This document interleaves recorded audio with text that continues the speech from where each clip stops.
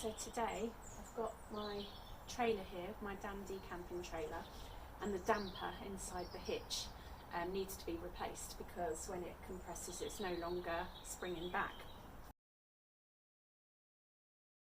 You'll notice there's normally a gas box on the back here.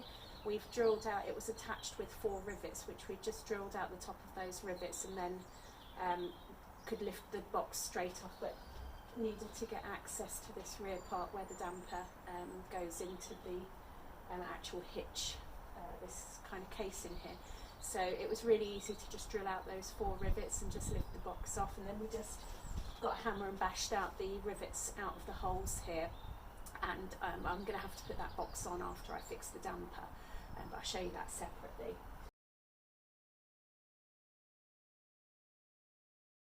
Okay, so here we've got the tow hitch, and I've taken off this like rubber gaiter thing, so that's just taken that off for the time being. You've got 2 bolts here and here. This first one goes all the way through this, I don't know what you call it really, I'm going to call it the hitch head. Goes all the way through there and through this tube here and attaches it. This one here is the one that goes through this hitch head into the tube, through one end of the damper that's inside that drawer tube, and then back out the other end. So there's those 2 nuts. This one's attached to one end of the damper, this one just goes through the drawer tube. Right, this is the other end, the back. What we've got here is a bolt that comes all the way through from the top of this casing. You'll see there's then this spacer plate in the top that's acting as a kind of square washer. Then there is a nut in here, and this is the fiddly bit, because and the only reason that nut's there is to act as a spacer.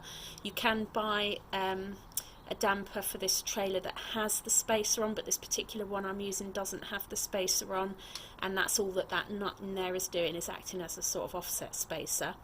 Then the bolt goes through the other end. This is the other end of the damper, and comes out here, and that's the head of the bolt there. So what I'm going to do now is I'm just going to undo these 2 nuts.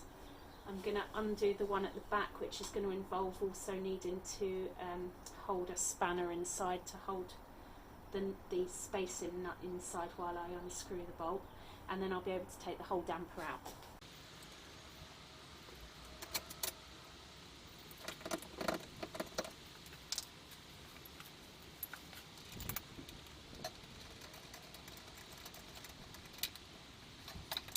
Obviously that was really easy because, like I said, I'd already taken it out and I just put it back so I could show you what it's like in.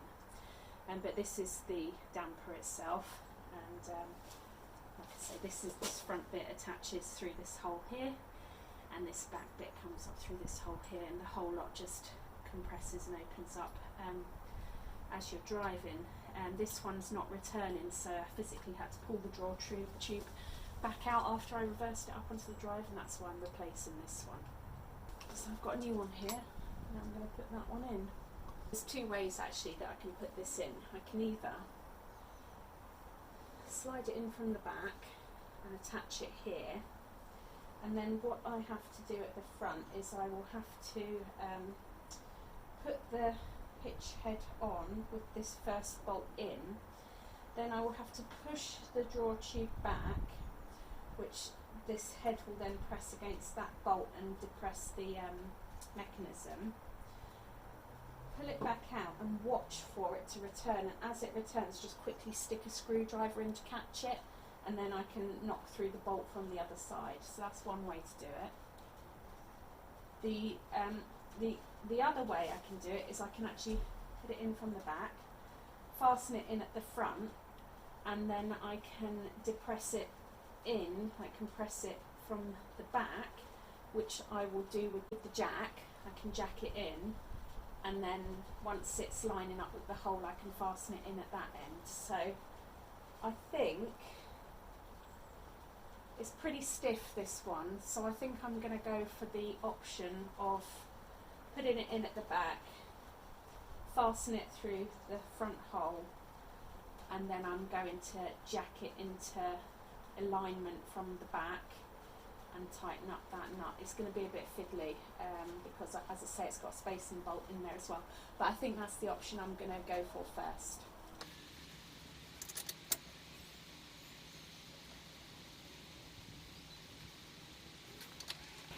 It's really easy to see whether it's lined up. You just literally put it in and watch for the hole there.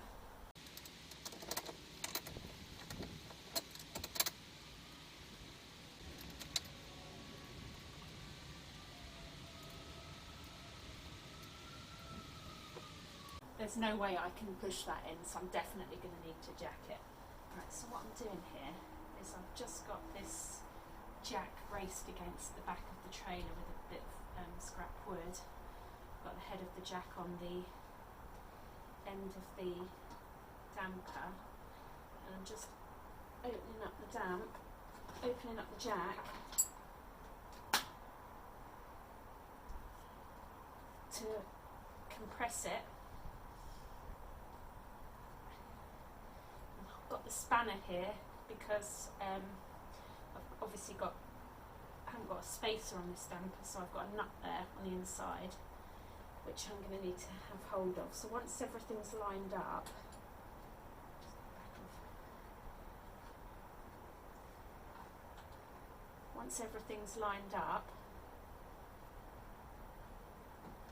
then I'll be able to tighten that bolt all the way through and then put the nut on the outside. I'm just watching through the hole at the top, so just watch the head of that bolt coming through.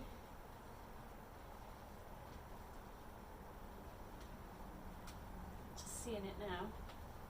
Okay, had a bit of faffing around with the jack, but I do think that probably putting it in from the back with the jack is the way to go, because if you put it in from the front, you have to just put this front bolt on first and then push this whole assembly in so that the head, like the end of the damper, is pushing against that bolt and you're compressing it. But I don't think I physically could push it that hard to compress the damper. I kind of have to put it on the floor and put my whole body weight on it, so I don't think I could compress it that way. But if you're quite burly and strong, maybe you could do it that way. But for me, definitely just putting a jack on the back and using the jack to compress the damper is probably the way to go.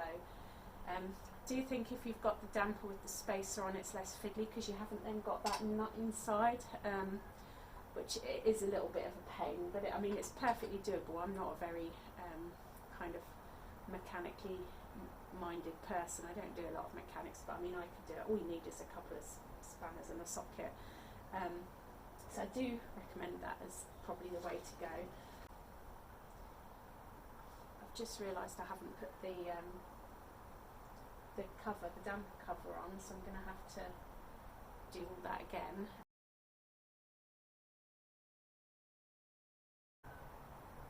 Yeah, the next thing I'm going to do is I'm going to make sure that this piece of tube in here is going to need greasing up. So there's a grease nipple up here and one up here. So I'm going to make sure that that's all greased up as well and everything's moving properly. And then the next thing to do will be to put the box back on. So I will show you that when I get to it.